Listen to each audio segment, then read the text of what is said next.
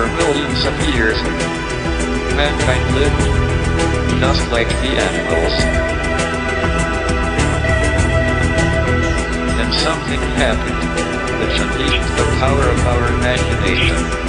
We learned to talk. There's a silence surrounding. Jay. Oh, you old man with no hair. Listen to me. Hey. Because you don't... This is going to be hard to explain to him. I want to see what the lady says. Because he doesn't believe when you're saying consciousness, that comes to different levels. He's not going to say there is no level of consciousness. Who are we talking about? People. The human being in the mind that you can put your mind. Now, what different levels. Now, wait a minute. What state would you be in if you were to put into with true serum to consciousness? That means you can go back to do a recall as to where sometimes you have blocked it out mentally. And to be under a true serum, it brings you to another consciousness, a state of mind. And this is what I'm trying to say. You don't believe when I tell them there are not a whole lot. I don't believe in these hokey pokey people that can go say, I can read the future, tell you this, that. But the states of mind that I think that you do go into, that you can see things that are realistic and will always be there. Now, if you're in a boxing ring and you get knocked out, you go unconscious. And how come all of them say, hey, I see 1,000,000 stars? That's actually a physical thing. Okay. It's a response of the retina. All right, but no. Well, how do you prove that is a physical thing?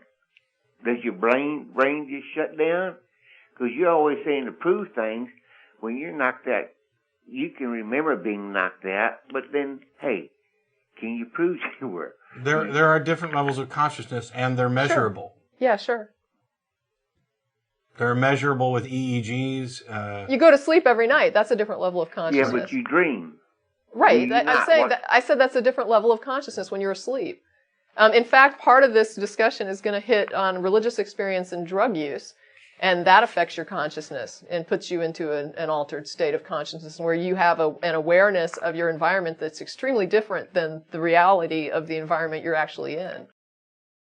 Okay, but he said he doesn't believe before when we got discussions about... Well, it depends.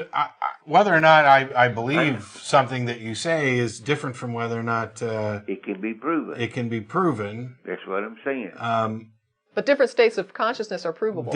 Yes. And I, as I said before, you had called about people who see things, perhaps like auras or other things, maybe even as detailed as premonitions.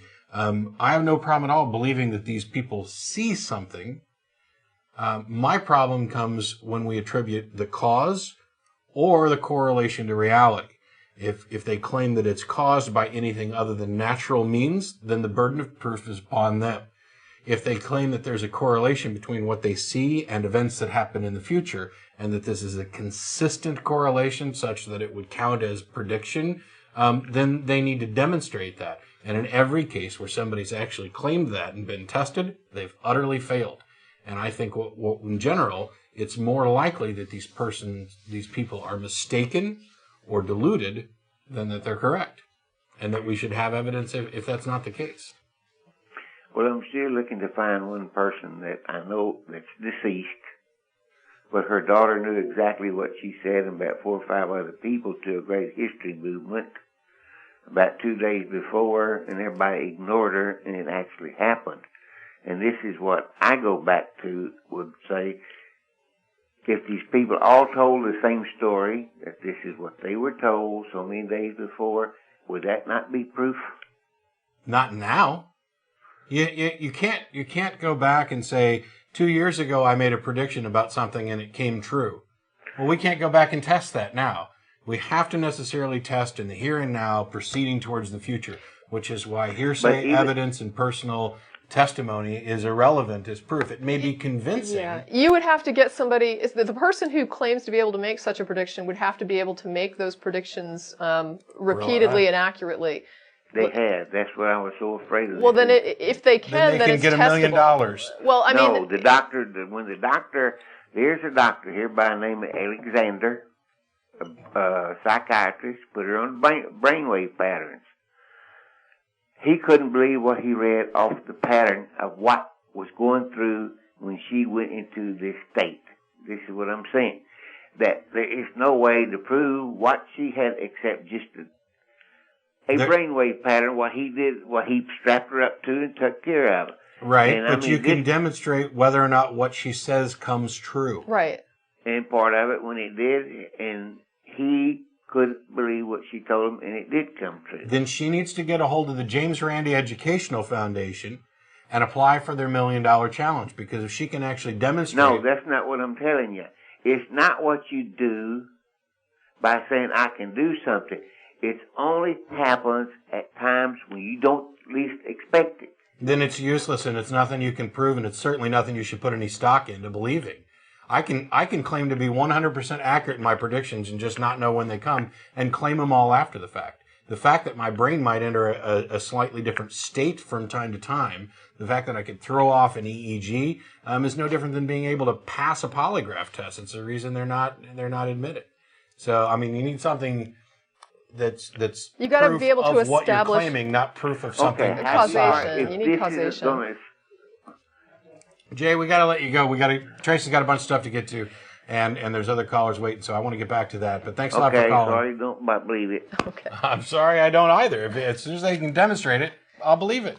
I wanted to hit this. I'm skipping a lot of... Oh. Would you actually, I apologize for asking this after the fact, Jay, I just wanted you to think about this. Would you actually respect me if I believed something just because you told me that somebody demonstrated this and had no explanation? I don't think you would. I wouldn't. I don't want to believe things like that.